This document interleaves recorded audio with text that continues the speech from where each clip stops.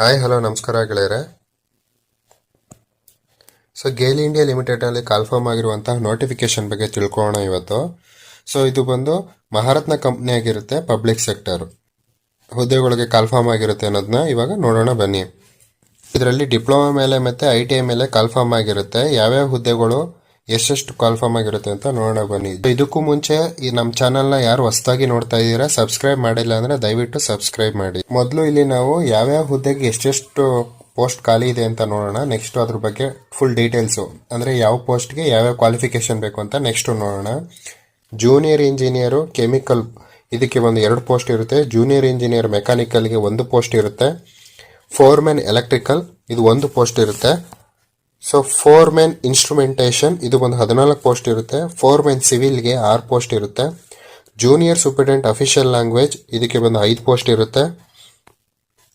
Junior ಕೆಮಿಸ್ಟು ಬಂದು ಇದಕ್ಕೆ 8 post. Junior ಅಕೌಂಟೆಂಟ್ಗೆ 14 ಪೋಸ್ಟ್. ಟೆಕ್ನಿಕಲ್ ಅಸಿಸ್ಟೆಂಟು ಇದಕ್ಕೆ ಬಂದು 3 ಪೋಸ್ಟ್ ಇರುತ್ತೆ.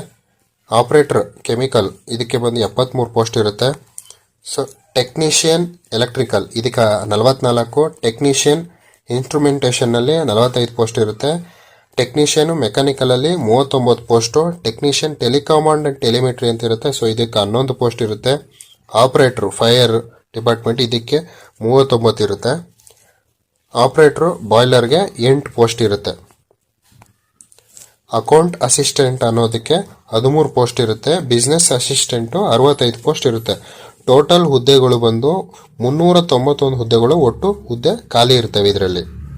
ಈ ಪೋಸ್ಟ್ಗಳಿಗೆ ಬೇಕಾಗಿರುವಂಥ ಕ್ವಾಲಿಫಿಕೇಶನ್ಗಳನ್ನ ನೋಡೋಣ ಬನ್ನಿ ಇವಾಗ. ಜೂನಿಯರ್ ಇಂಜಿನಿಯರ್ ಮೆಕ್ಯಾನಿಕಲ್ಗೆ ಡಿಪ್ಲೊಮಾದಲ್ಲಿ ಮೆಕ್ಯಾನಿಕಲ್ ಅಂಡ್ ಆಟೋಮೊಬೈಲ್ಸ್ ಅಲ್ಲಿ 60% ಮಾರ್ಕ್ಸ್ ಇರಬೇಕು. ಮತ್ತೆ 8 ವರ್ಷ ಎಕ್ಸ್ಪೀರಿಯನ್ಸು ಮೆಕ್ಯಾನಿಕಲ್ ಡಿಸಿಪ್ಲಿನ್ ಅಲ್ಲಿ ಇರಬೇಕು. ಫೋರ್ಮೆನ್ ಪೋಸ್ಟ್ಗೆ ಡಿಪ್ಲೊಮಾದಲ್ಲಿ ಎಲೆಕ್ಟ್ರಿಕಲ್ ಅಥವಾ ಎಲೆಕ್ಟ್ರಿಕಲ್ ಅಂಡ್ ಎಲೆಕ್ಟ್ರಾನಿಕ್ಸ್ 60% ಇರಬೇಕು. ಎಲ್ಲ ಪೋಸ್ಟ್ಗಳಿಗೂ 60% ಕಂಪಲ್ಸರಿ ಇರುತ್ತೆ. 2 ವರ್ಷ ಎಕ್ಸ್ಪೀರಿಯನ್ಸು ಎಲೆಕ್ಟ್ರಿಕಲ್ ಡಿಸಿಪ್ಲಿನ್ ಅಲ್ಲಿ ಇರಬೇಕಾಗಿರುತ್ತೆ.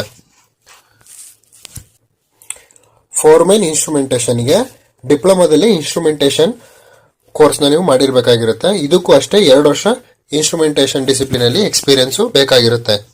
ಫೋರ್ಮೆನ್ ಸಿವಿಲ್ಗೆ ಡಿಪ್ಲೊಮಾದಲ್ಲಿ ಸಿವಿಲ್ ಆಗಿರಬೇಕು. ಇದಕ್ಕೂ ಅಷ್ಟೇ 2 ವರ್ಷ ನಿಮಗೆ ಎಕ್ಸ್ಪೀರಿಯನ್ಸ್ ಇರಬೇಕಾಗಿರುತ್ತೆ. ಜೂನಿಯರ್ ಸೂಪರಿಂಟೆಂಡೆಂಟ್ಗೆ ಡಿಗ್ರಿ ಆಗಿರಬೇಕು ಮತ್ತೆ 3 ವರ್ಷ ಹಿಂದಿ ಲಿಟರೇಚರ್ ಅಲ್ಲಿ ಎಕ್ಸ್ಪೀರಿಯನ್ಸ್ ಇರಬೇಕಾಗಿರುತ್ತೆ. ಇದಕ್ಕೆ 3 ವರ್ಷ ಎಕ್ಸ್ಪೀರಿಯನ್ಸ್ ಇರಬೇಕಾಗಿರುತ್ತೆ. Translation vice versa document report ಮಾಡೋದ್ರಲ್ಲಿ ನಿಮಗೆ.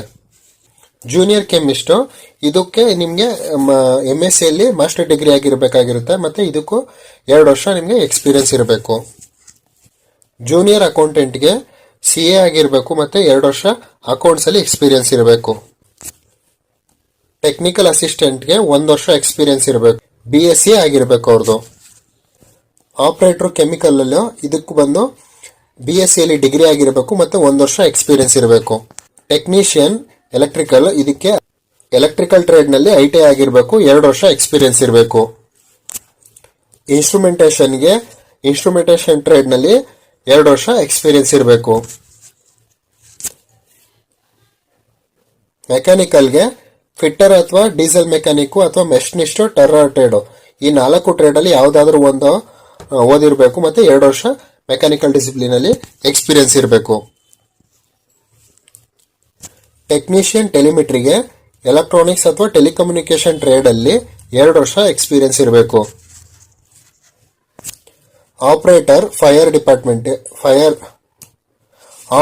ಫೈರ್ಗೆ 10+2 ಈಕ್ವಲೆಂಟ್ ಯಾವ್ದಾದ್ರು ಆಗಿರ್ಬೋದು. ಮತ್ತೆ 2 ವರ್ಷ ಫೈರ್ ಅಂಡ್ ಸೇಫ್ಟಿ ಡಿಸಿಪ್ಲಿನ್ ಅಲ್ಲಿ ಎಕ್ಸ್ಪೀರಿಯನ್ಸ್ ಇರಬೇಕಾಗಿರುತ್ತೆ. ಆಪರೇಟರ್ ಬಾಯ್ಲರ್ 10th+ ITI ಆಗಿರಬೇಕು. ಮತ್ತೆ 2 ವರ್ಷ ಬಾಯ್ಲರ್ ಅಟೆಂಡೆಂಟ್ ಸರ್ಟಿಫಿಕೇಟ್ ನಿಮ್ಮ ಹತ್ರ ಇರಬೇಕು. ಮತ್ತೆ 1 ವರ್ಷ ಎಕ್ಸ್ಪೀರಿಯನ್ಸ್ ಇರಬೇಕು ಬಾಯ್ಲರ್ ಮೇಂಟೆನೆನ್ಸ್ ಅಲ್ಲಿ. ಅಕೌಂಟ್ ಅಸಿಸ್ಟೆಂಟ್ಗೆ ಡಿಗ್ರಿ ಆಗಿರಬೇಕು.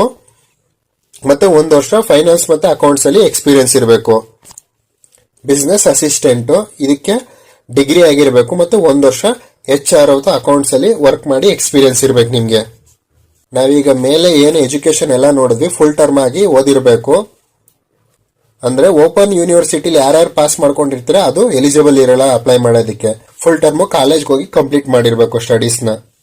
ಇನ್ನು ಏಜ್ ರಿಲ್ಯಾಕ್ಸೇಷನ್ ಬಂದ್ರೆ SC/ST ಕ್ಯಾಟಗರಿಗೆ 5 ವರ್ಷ, OBC ನಾನ್ ಕ್ರಿಮಿ ಲೇಯರ್ಗೆ 3 ವರ್ಷ ಇರುತ್ತೆ, PWBD ಜನರಲ್ ಮತ್ತು EWSಗೆ 10 ವರ್ಷ ಇರುತ್ತೆ, PWBD OBC ನಾನ್ ಕ್ರಿಮಿ ಲೇಯರ್ಗೆ 13 ವರ್ಷ ಇರುತ್ತೆ, PWBD SC/STಗೆ 15 ವರ್ಷ ಏಜ್ ರಿಲ್ಯಾಕ್ಸೇಷನ್ ಇರುತ್ತೆ. ಸೊ ಸ್ಯಾಲರಿ ಬಂದ್ರೆ ಗ್ರೇಡ್ಗೆ 35,000 ಬೇಸಿಕ್ ಸ್ಟಾರ್ಟ್ ಆದ್ರೆ S5ಗೆ 29,000 ಇಂದ ಸ್ಟಾರ್ಟ್ ಆಗುತ್ತೆ, S3ಗೆ 24,500 ಇಂದ ಸ್ಟಾರ್ಟ್ ಆಗುತ್ತೆ. ಅದಲ್ಲದೆ ನಿಮಗೆ ಬೇರೆ ಎಲ್ಲ ಪರ್ಕ್ಸ್ ಅಲೋಯನ್ಸ್ ಎಲ್ಲ ನಿಮಗೆ ಇರುತ್ತೆ. ಅಪ್ಲಿಕೇಶನ್ ಯಾವಾಗಿಂದ ಸ್ಟಾರ್ಟ್ ಆಗುತ್ತೆ ಅಂದ್ರೆ ಆಲ್ರೆಡಿ 8/8/2024 ಆಲ್ರೆಡಿ ಸ್ಟಾರ್ಟ್ ಆಗಿರುತ್ತೆ. 7/9/2024 ತನಕ ಅಂದ್ರೆ ಆಗಸ್ಟ್ 7ನೇ ತಾರೀಕು ಗಂಟ ಅಪ್ಲಿಕೇಶನ್ ಹಾಕಕ್ಕೆ ಟೈಮ್ ಇರುತ್ತೆ ನಿಮಗೆ. ಒಂದು ಕ್ಯಾಂಡಿಡೇಟ್ ಒಂದೇ ಪೋಸ್ಟ್ಗೆ ಅಪ್ಲೈ ಮಾಡಬೇಕಾಗಿರುತ್ತೆ. ಇನ್ನು ಸೆಲೆಕ್ಷನ್ ಹೇಗೆ ಮಾಡ್ತಾರೆ ಅಂತಂದ್ರೆ ಎಲ್ಲಾ ಪೋಸ್ಟ್ಗೂ ರಿಟರ್ನ್ ಟೆಸ್ಟ್ ನ ಕಂಡಕ್ಟ್ ಮಾಡಿ ಸ್ಕಿಲ್ ಟೆಸ್ಟ್ ನು ಕಂಡಕ್ಟ್ ಮಾಡ್ತಾರೆ ಎಲ್ಲಾ ಟ್ರೇಡ್ಗೂ. ಇನ್ನು ಅಪ್ಲಿಕೇಶನ್ ಫೀಸ್ ನ ನೋಡೋದಾದ್ರೆ ಜನರಲ್ ಮತ್ತು EWS ಕ್ಯಾಟಗರಿಗೆ ಬಂದು ನಾನ್ ರಿಫಂಡಬಲ್ 50 ರೂಪಾಯಿ ಇರುತ್ತೆ. SC/ST PWD ಮತ್ತೆ ಬೇರೆ ಎಲ್ಲ ಕ್ಯಾಟಗರಿಗೂ ಪೇಮೆಂಟ್ ಫ್ರೀ ಇರುತ್ತೆ. ಇನ್ನು ಇದರಲ್ಲಿ ಇಂಪಾರ್ಟೆಂಟ್ ಡೇಟ್ ಬಂದು ಅಪ್ಲಿಕೇಶನ್ ಹಾಕೋಕೆ ಇಂಪಾರ್ಟೆಂಟ್ ಡೇಟ್ ಬಂದು 7/9/2024 ಲಾಸ್ಟ್ ಡೇಟ್ ಆಗಿರುತ್ತೆ. ಅಷ್ಟರಲ್ಲಿ ನೀವು ಅಪ್ಲಿಕೇಶನ್ ಹಾಕೊಳ್ಳಿ. ಇನ್ನು 1 ವಾರ ಟೈಮ್ ಇರುತ್ತೆ ನಿಮಗೆ. ಸೊ ಇದಾಗಿತ್ತು ಇವತ್ತಿನ ಜಾಬ್ ನೋಟಿಫಿಕೇಶನ್ ಗೆಳೆಯರೆ. ಇದೇ ತರ ಹೊಸ ಜಾಬ್ ನೋಟಿಫಿಕೇಶನ್ಗೋಸ್ಕರ ನಮ್ಮ ಚಾನಲ್ನ ಶೇರ್ ಅಂಡ್ ಸಬ್ಸ್ಕ್ರೈಬ್ ಮಾಡಿ. Thank you.